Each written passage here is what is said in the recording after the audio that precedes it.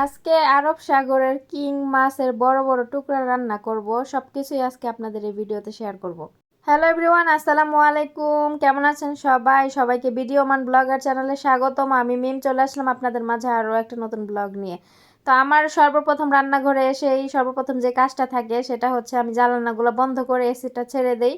তারপরে হচ্ছে ভাত বসাই। তো ভাত বসানোর জন্য এখানে পানি নিচ্ছি। পানি নিয়ে ভাতের পানিটা আগে বসাই দিব।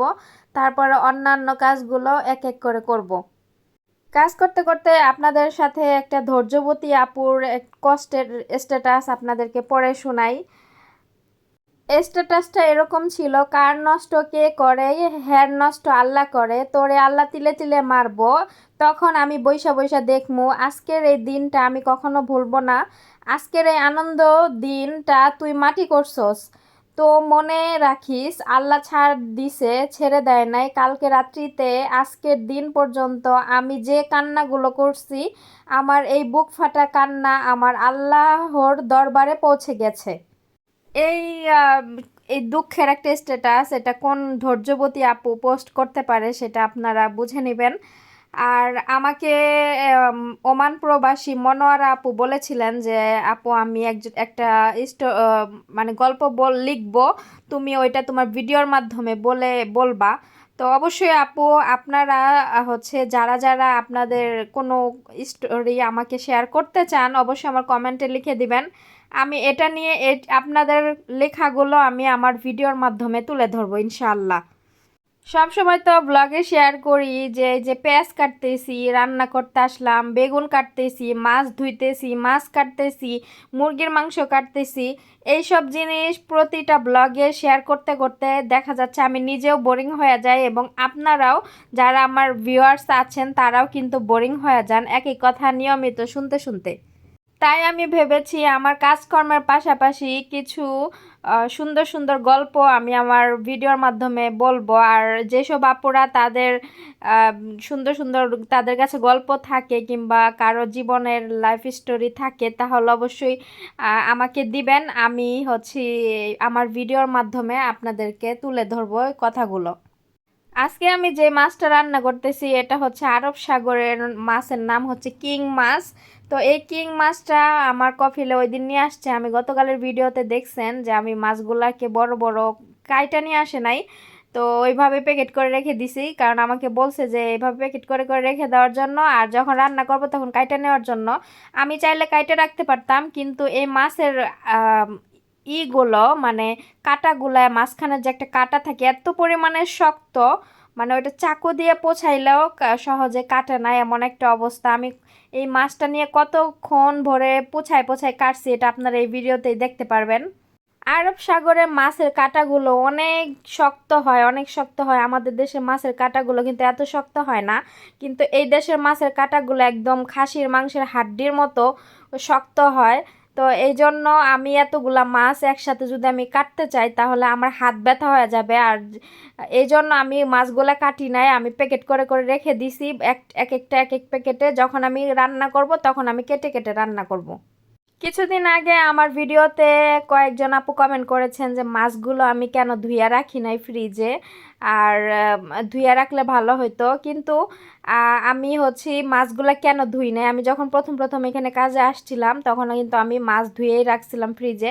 কেননা আমাদের দেশে কিন্তু যে কোনো মাছ আমরা কাইটা ধুইয়া সুন্দর মতো তারপর ফ্রিজে রেখে দিই, কিন্তু আরবিরা কিন্তু মাছ ধুইয়া ফ্রিজে রাখে না, ওরা এইভাবে মাছ ফ্রিজে রাখে। তো আমি প্রথম প্রথম ধুইয়া রাখছিলাম, পরে আমার ম্যাডাম আমাকে বলছে যে মাছ ফ্রিজে ধুইয়া রাখলে নাকি মাছের যে আসল মজাটা ওইটা নাকি চলে যায়, এর জন্য মাছ ফ্রিজে ধুইয়া না রাখতে না করছে। এখন আমি যেহেতু তাদের বাসায় কাজ করি, তারা আমাকে যেভাবে বলবে আমার তো সেভাবেই করতে হবে, তাই না? পরে ওই যে প্রথম অবস্থায় আমাকে নিষেধ করে দিছে মাছ ধুইয়া না রাখতে, এই জন্য মাছ আমি আর ধুইয়া রাখি না। তবে আমি যখন মাছ রান্না করি তখন কিন্তু আমি লবণ দিয়ে তারপরে মাছ ভালো করে মাখায় রাইখা দেই, তারপরে লেবুর রসও দিই, দিয়া তারপরে খাইচা খাইচা ধুই।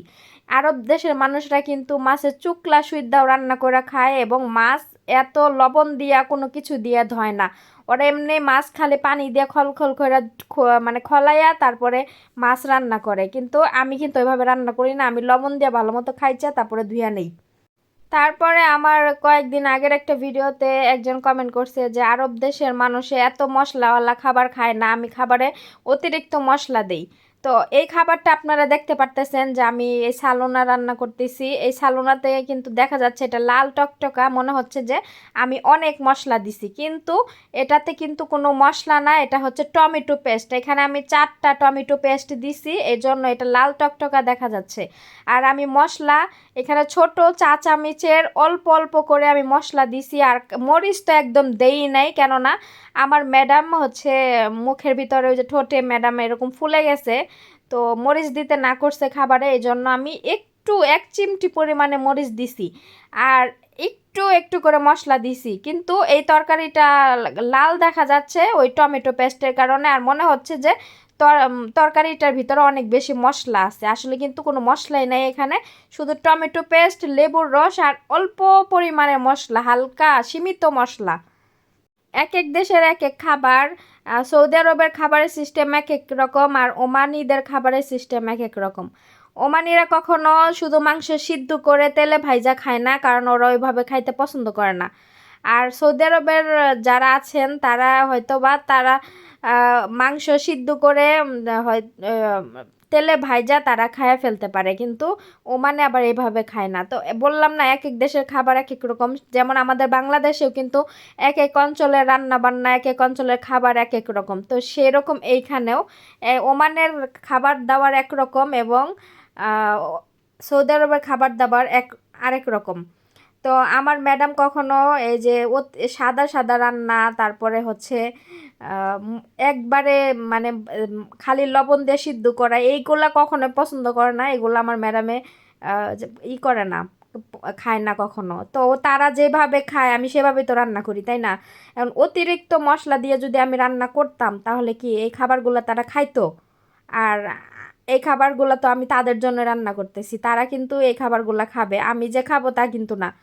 তো এত বেশি মশলা দিলে কিন্তু তারা হচ্ছে খাইতো না, কিন্তু আমি মশলা খুবই অসীমিত দেই, কিন্তু আমার তরকারি কালারটা ওইরকম দেখা যায় আমি টমেটো পেস্টের কারণে। আশা করি আপনাদেরকে আমি বুঝাইতে পারছি। এই মাছগুলা দেখেন আমি কাটতেছি কত কষ্ট করে, পুষায় পুষায় আমার এইগুলা কাটতে অনেক কষ্ট হয়েছে। তো এই মাছের কথা বলি, এই মাছগুলা কিন্তু আরবিরা এই যে এরকম করে কাইটাই ওইভাবে কিন্তু রান্না বসায় দিত, আর আরবিরা যদি রান্না করতো। কিন্তু এই মাছটা আমি কাটার আগেও ভালো মতো ধুয়ে নিলাম, এবং কি কাটার পরেও আমি এটাকে লবণ দিয়ে খাইচ্ছা ভালো মতো ধুয়ে নিব। আমাদের দেশে যেভাবে আমরা মাছ ভাজি, মাছের ভিতরে সব ধরনের হলুদ মরিচ তারপরে মশলা এগুলা দিয়া মাখাইয়া লবণ তারপরে আমি তেলে ভাজবো, আমাদের দেশে যেভাবে আমরা মাছ ভাইজা রান্না করি সেভাবে আমি এখানে ভাইজা রান্না করব। কিন্তু এই মাছটাই যদি আরবিরা রান্না করতো, ওরা যদি নিজে রান্না করতে চাইতো, ওরা কিন্তু তেলে ভাজতো না, ওরা কি করতো ওইভাবে কাঁচা মাছ দিয়েই তরকারি দিয়ে রান্না করে ফেলতো। তো আপনি রান্না যে কোনোটাই আপনি আপনার মতো করেন, কিন্তু একটু পরিপাটি করে রান্না করলে কিন্তু খেতে মজা লাগে। আর আরব দেশের মানুষরা কিন্তু রান্নার রান্নার কোনো আইডিয়া নেই, ওদের অত বেশি রান্না বান্নার প্রতি ওদের কোনো নাই, ঠিক আছে? তো ওদের মনে করেন যেভাবে রান্না করে দিবে সেভাবেই খাবে, আর ওরা ছোটোবেলার থেকেই ওই যে অল্প মশলা দিয়ে দিয়ে খায়া বড় হয়েছে। তো সবাই আবার এক না, অনেকে আছে যে অল্প মশলা দিয়ে একদম সাদা সাদা খাবার এগুলো পছন্দ করে না। আমার ম্যাডামের কথাই বলি, আমি যখন একটা ভাজা পোড়া জিনিস রান্না করতে যাই, ওই ভাজা পোড়া জিনিসটা যদি একটু সাদা সাদা ভাজি তাহলে আমার ম্যাডাম বলবে যে কাঁচা রইছে, কিন্তু ওইটাকে যদি আবার একটু পোড়ায় পোড়ায় ভাজি তাহলে ওইটা ওনার কাছে ভাল লাগে। তাহলে এক একজনের খাওয়া দাওয়ার সিস্টেম কিন্তু এক এক রকম, তো তারা যেভাবে পছন্দ করে আমি সেভাবে রান্না করি।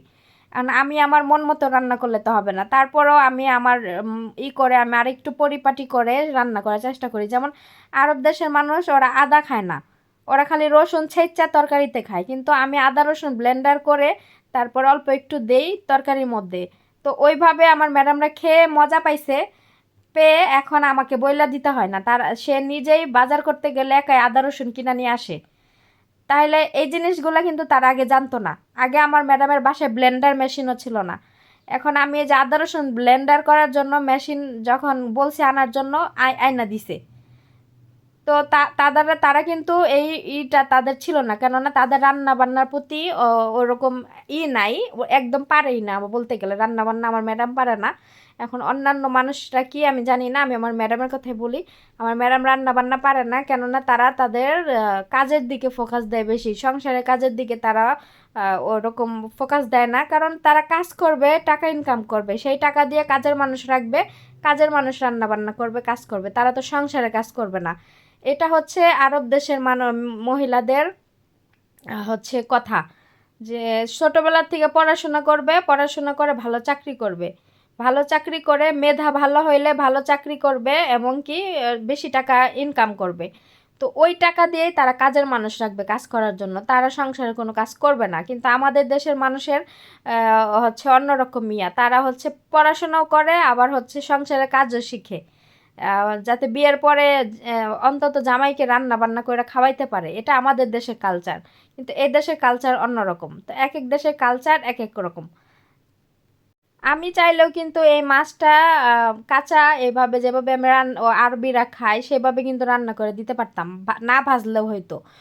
কিন্তু আমি যেহেতু এই খাবারটা আমিও খাবো, তো সেহেতু আমিও একটু পরিপাটি করে রান্না করি, কারণ আমরা বাংলাদেশি ভাই, আমাদের মুখে যে যে যা তা খাবার ঢুকবে না, ঠিক আছে? কারণ আমরা আরব দেশে জন্ম নেই নাই যে যে যা ইচ্ছা তাই আমরা খাবো। তো আমিও এটা একটু পরিপাটি করে রান্না করি, যাতে করে আমিও ওই খাবারটা যেহেতু খাই আমারও খেতে ভালো লাগে, তাই না? তো এটাই। আমি জানি না আপনাদেরকে কতটুকু বুঝাইতে পারছি, তবে আমি বোঝানোর চেষ্টা করছি। আমার ম্যাডামরা যেভাবে খায় আমি সেভাবে রান্না করি। আর আমার রান্না বান্না যদি তাদের পছন্দ না হইতো, তাহলে আমি বাংলাদেশে ছুটিতে গেলেও তারা আমার খাওয়া দাওয়া রান্না বান্না মিস করে। যখন দেশ থেকে ছুটিতে আসছি, একজনের চেহারা দেখি একদম মনে করেন গালের সাথে চামড়া লেগে গেছে। মানে কিনা খাবার খেয়ে কতক্ষণ চলে? আর বাইরে কিনা খাবার যে খুব সুস্বাদু তাও কিন্তু না, ঠিক আছে? তো আসার সাথে সাথেই মানে আমাকে প্রতিদিনই তো ওরা মেসেজ দিত যে আমার হাতে রান্না মিস করতেছে, আমার হাতে খাবার মিস করতেছে। এমনকি আমার ম্যাডাম তার বোনের কাছে পর্যন্ত প্রশংসা করে আমার রান্নার। তো আমি যদি ভালো মতো রান্না না করতাম, ওনাদের পছন্দ না হইতো, তাহলে তো অবশ্যই তারা আমাকে কমপ্লেন দিত যে আমার রান্না ভালো হয় না, রান্না এরকম করতে ওরকম করতে এরকম। তা সে কিন্তু আমাকে বলতো। কিন্তু আমার রান্না ভালো হয় বিধে আমার ম্যাডাম রান্নাঘরের ধারের কাছেও কোনো দিন আসবে না। এবার আমি রান্না করে বের হয়ে যাব, তারপরে সে রান্নাঘরে ঢুকবে। তার যদি কোনো কিছু প্রয়োজন হয়, আমি থাকাকালীন সহজে ঢুকে না। তো যাই হোক, ওখানে মাছ ভাজা বসে দিয়ে এখানে যে কিছু থালা বাসন এখানে জমছে, তো এগুলাও ভাবলাম যে এদিকে ধুয়া নেই, আর এদিক দিকে বেসিংটাও ক্লিয়ার হবে, আর ওই দিক দিয়ে মাছও ভাজা হবে আরেক চুলায়। তরকারি তো বসায় দিছি একসাথে, ভাত রান্না হয়ে গেছে একসাথে, সব কিছুই করে ফেলেই তাহলে হয়ে যাবে। তো আজকে রান্না বান্না করতে বেশি সময় লাগে নাই, 1.5 ঘন্টার মধ্যে আমার রান্নাঘরে সমস্ত কাজ শেষ হয়ে গেছে। তো আমি শেষ করে তাড়াতাড়ি করে বের হয়ে গেছি। আর বাহিরে এত পরিমাণে গরম, এসি ছাড়ছি, তারপরও আমার মনে করেন যে গরমে মানাইতেছে না, এরকম অবস্থা, ঘাইমা একদম মনে করেন কাপড় চোপড় ভিজা গেছে গা।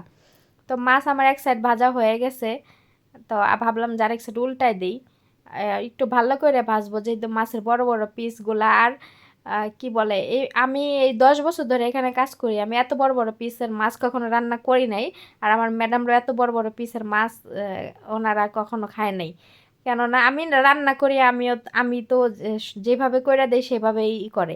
সবসময় মাছ কাইটা কাইটা নিয়ে আসে, তখন কি করে ওই ছোট ছোট কাটা মাছই রান্না করি। এত যেহেতু আজকে এবার কাটে নাই, তো সেহেতু আমি ভাবলাম যে একটু সৌন্দর্যর ব্যাপার স্যাপার আছে, আমাদের দেশে এত বড় বড় পিসের মাছ যখন ভুনা করে করে সুন্দর করে সাজায় দেয় ডাইনিং টেবিলে, তখন কিন্তু দেখলেই মন ভরে যায়, খাওয়ার কথা তো বাদই দিলাম। তো আমি ভাবলাম যে আজকে আমার ম্যাডামদেরও এরকম বড় বড় পিস করে রান্না করে খাওয়াই। কিন্তু সমস্যা হলো কি, আমার ম্যাডাম এত বড় মাছের পিস যখন তরকারি নিতে যায় না খাওয়ানোর সময়, তখন মাছ ভাঙ্গা ফেলায়, এটাই সমস্যা। ওনার ম্যাডাম মানে সুন্দরভাবে নিতে পারে না। তো যাই হোক, মাছ ভাজা হয়ে গেছে। আর এই দেখে ফয়সালরে দেখেন, ফয়সালে মনে করেন আমার একটা রুম পরিষ্কার করতে হবে, পরে ওরা দরজা খুইলা আমাকে ডাক দিছিল যে রান্না শেষ হইলো ওই রুমটা পরিষ্কার করতে। আর এইদিকে ফয়সাল এমন জোরে একটা দৌড় দিয়ে লাফ দিয়া ওই উপরে উঠছে, মানে আমি সুদ্ধা ভয় পেয়ে গেছি গা। মানে এত জোর একটা দৌড় মাইরা একবারে এক লাফে উপরে উঠছে। তারপরে কেমন করতেছে, তো এটা তো আপনারা দেখতেছেনই। পরে আমি বললাম বসতে, পরে এই যে এখন বসলো, নাইলে এতক্ষণ ওই জায়গায় দাঁড়া দাঁড়িয়ে এরকম করতেছিল। তো আমার রান্না বান্না শেষ, এই যে তরকারি ঝোল, দেখেন দিয়া দিছিলাম, পানিটা বলক আসছে। তো এখন আমি এই যে মাছ ভাজাগুলা এখানে দিয়া দিব। রান্না শেষ পর্যায়ে আমি ভিডিও শেয়ার করতে পারি নাই, কারণ ওই সময় আমার মনে ছিল না। আমি এখানে রান্না বসায় দিয়ে আবার ম্যাডামের আরেক রুম পরিষ্কার করতে গেছিলাম। ওই রুমে আমার কফিলে ঘুমাইছিল, উনি উঠে চলে গেছে। পরে আমি ওই রুমটা পরিষ্কার করতে গেছি, পরে আমার এই শেয়ার ভিডিও মানে শেয়ার করতে আর মনে নাই। তো এখানে আমি প্রত্যেকজন সদস্যর এক পিস করে মাছ আমি গুনে গুনে রান্না করতেছি। আমার এক পিস, মানে টোটাল আমরা 7 জন আমাকে নিয়ে।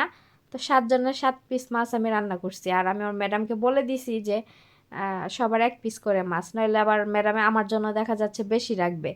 তো এই মাছ এক পিস খাইলে যথেষ্ট, এত বেশি খাওয়া যাবে না। তো আমি এখানে মাছগুলা সুন্দর মতো উপরে দিয়ে দিলাম, আর লাড়াচাড়া দেওয়া যাবে না, নইলে মাছ ভাঙা যাবে।